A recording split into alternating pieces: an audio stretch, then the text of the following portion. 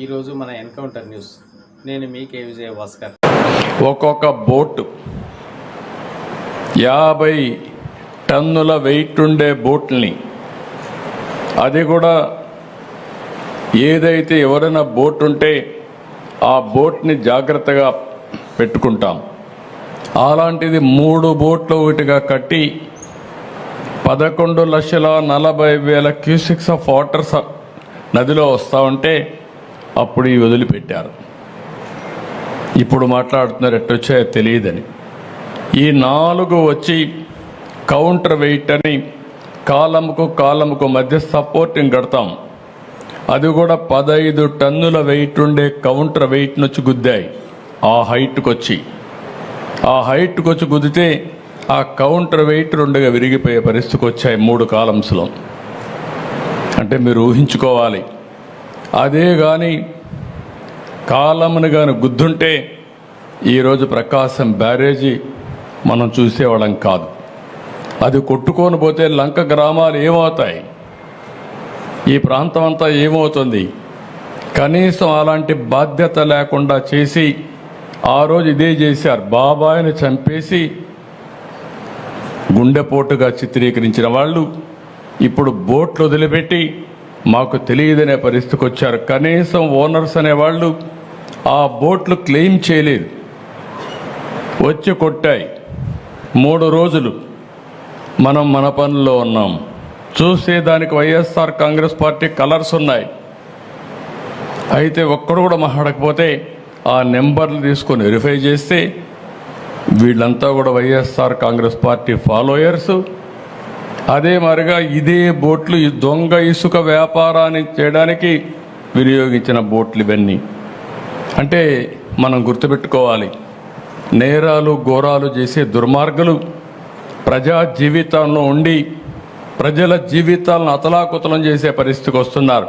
ఇదే పెద్ద మనిషి ఓట్ల గురించి మాట్లాడతాడు. నిజంగా నాకు ఆశ్చర్యం అనిపిస్తుంది ఆ బోట్ల గురించి మాట్లాడుతూ ఉన్నప్పుడు. ఈ బోట్లన్నీ కూడా ఎవరు ఏని అడుగుతా ఉన్నా, ఈ బోట్లకన్నిటికీ కూడా ఎవరి హయాంలో పర్మిషన్ వచ్చింది అని అడుగుతా ఉన్నా.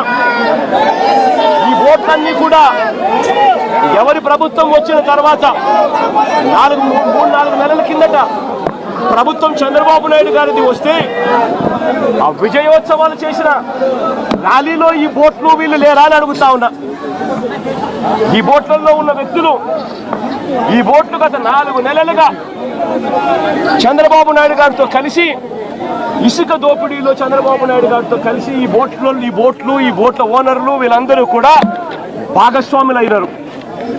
భాగస్వాములు కావడమే కాకుండా చంద్రబాబు నాయుడు గారు గెలిచినప్పుడు ఈ బోట్లతో విజయోత్సవాలు చేసుకున్నారు. ఇదే బోట్ల ఓనర్లు, ఇదే బోట్లకు పర్మిషన్ ఇచ్చింది ఎవరు? చంద్రబాబు నాయుడు గారి హయాంలో. ఉషాద్రి అనే మనిషి ఎవరు? చంద్రబాబు నాయుడు గారితోనూ లోకేష్తోనూ ఇద్దరితోనూ కలిసి దిగిన ఫోటోలు కనిపిస్తూ ఉన్నాయి. తెలుగుదేశం పార్టీలో క్రియాశీలకంగా వ్యవహరించిన పరిస్థితులు కనపడతా ఉన్నాయి. రామ్మోహన్ అనే మనిషి ఎవరు? ఆయన టీడీపీ ఎన్ఆర్ఐ నేత జయరాం అనే వ్యక్తి సోదరుడి కుమారుడు కాదా అని అడుగుతా ఉన్నా. టీడీపీ హయాంలోనే ఈ బోట్లకు అనుమతులన్నీ ఇచ్చారు. వీరు గెలిచాక విజయోత్సవ ర్యాలీలో కూడా వీళ్ళు పార్టిసిపేట్ చేశారు. తెలుగుదేశం పార్టీకి చెందిన ఆలూరు చిన్న అనే వ్యక్తి ఎవరు? ఈ వ్యక్తి ఎవరు? తెలుగుదేశం పార్టీకి ఉన్న సంబంధాలు ఏమిటి? ఇంతమంది బోట్ ఓనర్లు, బోట్లు అన్నీ కూడా తెలుగుదేశం పార్టీ వారియే కనిపిస్తూ ఉంటే ఈ బోట్లు వరద కారణంగా ఈ బోట్లన్నీ కూడా ప్రకాశం బ్యారేజ్కు కొట్టుకొని వస్తే ఆ కొట్టుకొని వచ్చిన దాన్ని రాజకీయం చేయాలని, వాస్తవాలను వక్రీకరించి ఆయన 60 మందిని నిర్దాక్షిణ్యంగా చంపేసి ఇన్ని లక్షల మందిని తాను ఇబ్బంది పాలు పెట్టాడు అన్న మాటను మర్చిపోయేట్టుగా చేయాలని, డైవర్ట్ చేయాలి అని తాను వక్ర భాష్యం చూపిస్తూ వేలు ప్రతిపక్షం వైపు ఎత్తి చూపిస్తారు. నేను అడుగుతా ఉన్న చంద్రబాబును, అయ్యా దాదాపుగా మీ ప్రభుత్వం వచ్చి 3-4 నెలలు అవుతా ఉందయ్యా. 3-4 నెలల నుంచి మీ ప్రభుత్వం ఉంది.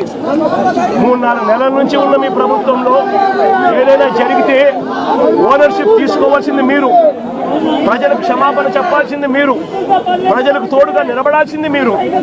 అలాంటిది మీరు వక్ర భాష్యం చూపిస్తూ నేరాన్ని ఇంకొకరి మీద నెట్టి చూపించాలి అని చెప్పి మీ దుర్మార్గపు బుద్ధి నిజంగా ఎంతటి దారుణంగా ఉంది అని చెప్పడానికి ఇది కూడా ఒక నిదర్శనం.